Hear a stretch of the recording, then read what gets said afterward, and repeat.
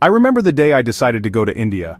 It wasn't a decision made on a whim, but rather the result of months of restless nights and daydreams about distant places.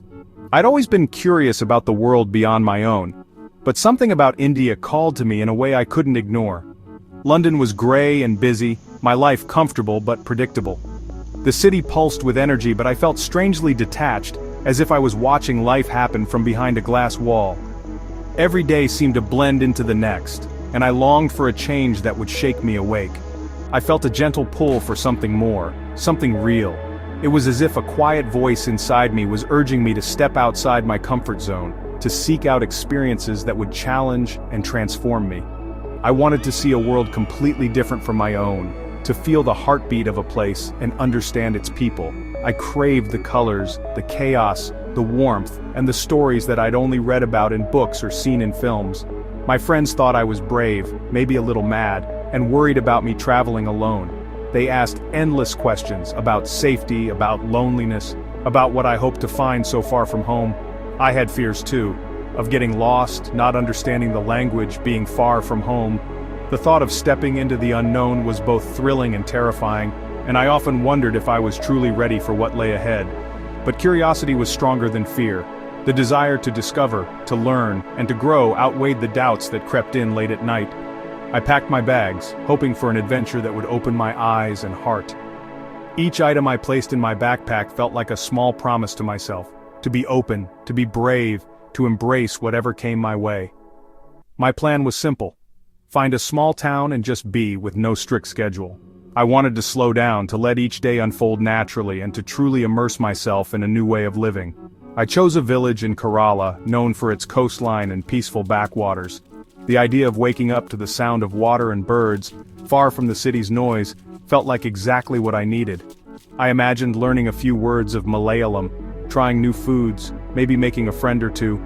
I pictured myself wandering through markets, tasting spices I'd never heard of, and sharing stories with people whose lives were so different from mine. With hope in a backpack, I boarded the plane.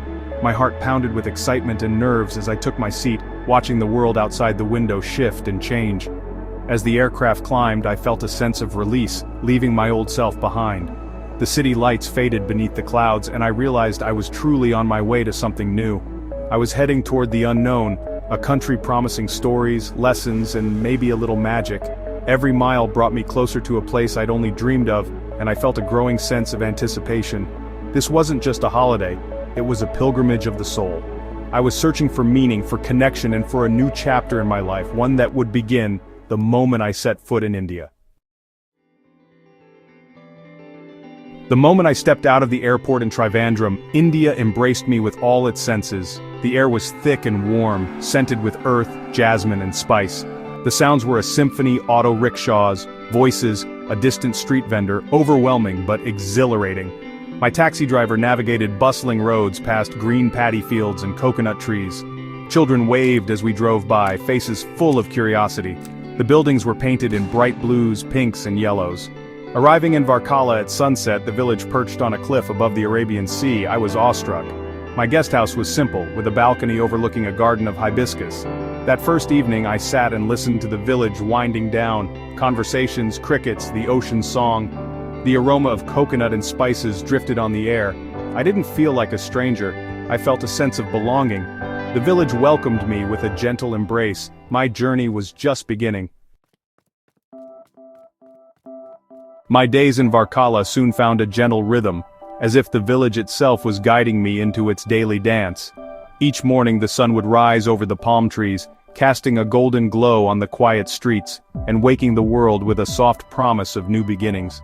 That rhythm was shaped, more than anything, by the people I met, faces that soon became familiar, voices that began to feel like home. My first friend was Devi, who ran the little tea stall just down the road from where I stayed. Her stall was a simple wooden structure, but it was always alive with laughter and the aroma of fresh chai. Every morning I'd wander over for a cup of sweet, milky chai, watching the steam curl up into the cool air as the village slowly came to life around us. At first we communicated only with smiles and gestures, a silent language that somehow said enough. There was a warmth in her eyes that made me feel instantly welcome. With patience, a well-worn phrase book, and plenty of laughter, we began to talk. Each day I'd try out a new word or phrase and Devi would gently correct me, her laughter ringing out like music.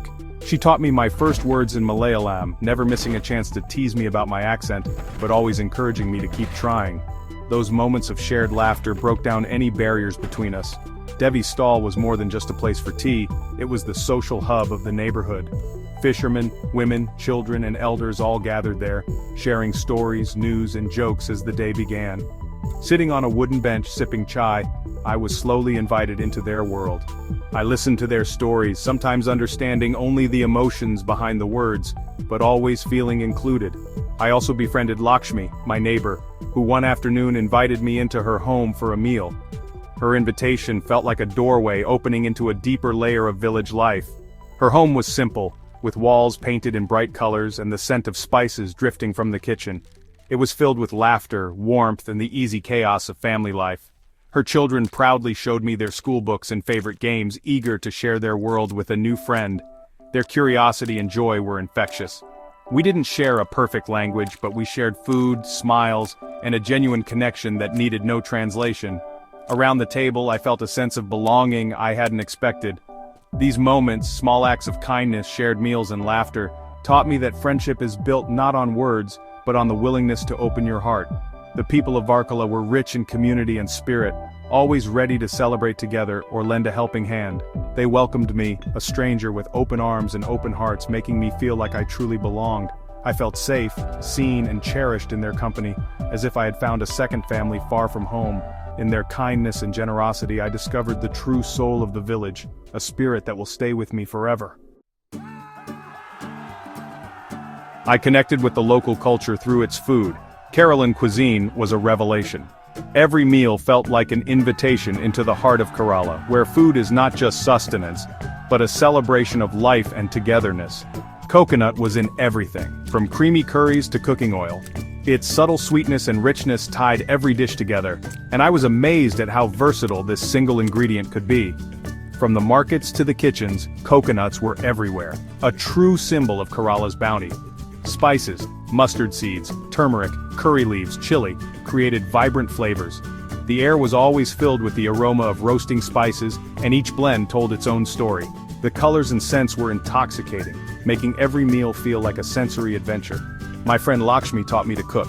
She welcomed me into her home and patiently guided me through each step, sharing family secrets and stories as we worked side by side. We'd visit the bustling market for fresh vegetables and buy fish from the beach. The markets were alive with color and chatter, and every ingredient was chosen with care, ensuring our meals were as fresh as possible.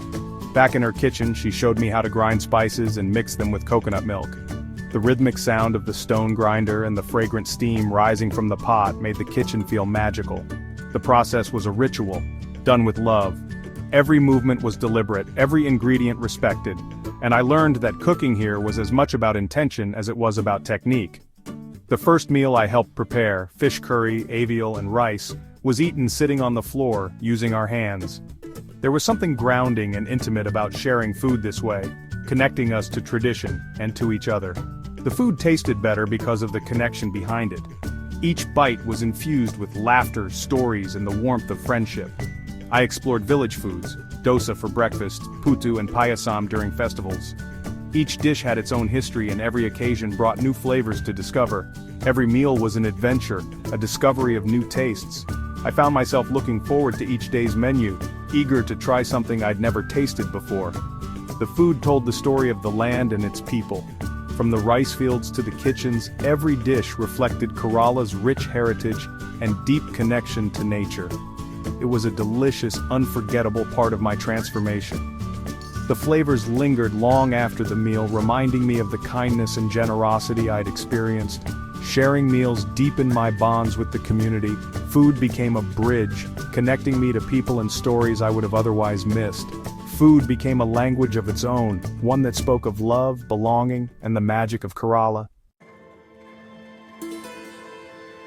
Life in Varkala was woven with beautiful traditions. I was lucky to witness a temple festival, the village alive with music, marigolds, and devotion. A procession moved through the streets, men in costumes, faces painted, an elephant adorned in gold. The villagers lined the streets, hands pressed in prayer, faces full of awe. I didn't understand every ritual, but I felt the powerful sense of community.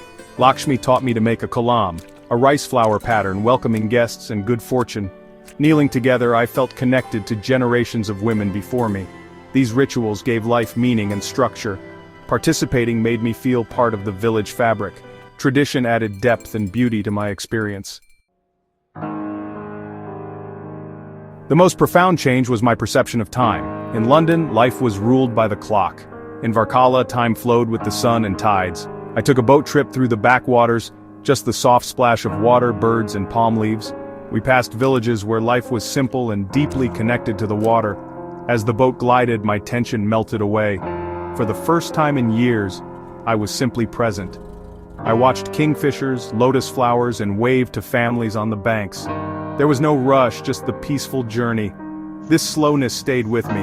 I walked slower, ate mindfully, listened more. I learned the wisdom of slowing down. It lets you notice life's small, beautiful details. It deepens your connection to yourself and the world. This unhurried rhythm was a gift I promised to carry home. It changed how I wanted to live. Living in Varkala changed my perspective on what it means to live a good life. Back home, success was measured by achievements and possessions. In the village, wealth was found in relationships, family bonds, and community spirit. Joy came from simple evenings with friends, not material things. I questioned my own priorities and realized happiness can't be bought. It's created through connection, kindness, and gratitude. I learned this from Devi's smile, Lakshmi's hospitality, and the fisherman's camaraderie. The greatest souvenir was this shift in values. We need less than we think to be happy. What we truly need is each other. This lesson has stayed with me ever since. Returning to London, the city felt louder, faster, and less colorful. I felt like a stranger in my own home. The person who left was not the one who returned. India had opened my eyes. The lessons from the village took root in my heart. I brought slowness and mindfulness into my city life, listening, cooking with care, finding quiet moments. I valued connection above all else, smiling at strangers, building community. My travels gave me a deeper appreciation for different cultures. I saw that beneath our differences, we all seek love, connection, and purpose. This understanding replaced fear with empathy. My journey was a profound education, breaking down old notions and rebuilding my worldview. Travel became an opportunity for connection and growth. The girl afraid of the unknown became a woman who embraces it. The greatest gifts are found outside our comfort zone. My story is just one of many transformations travel can inspire. The lessons I learned in Kerala are universal truths, waiting to be discovered everywhere.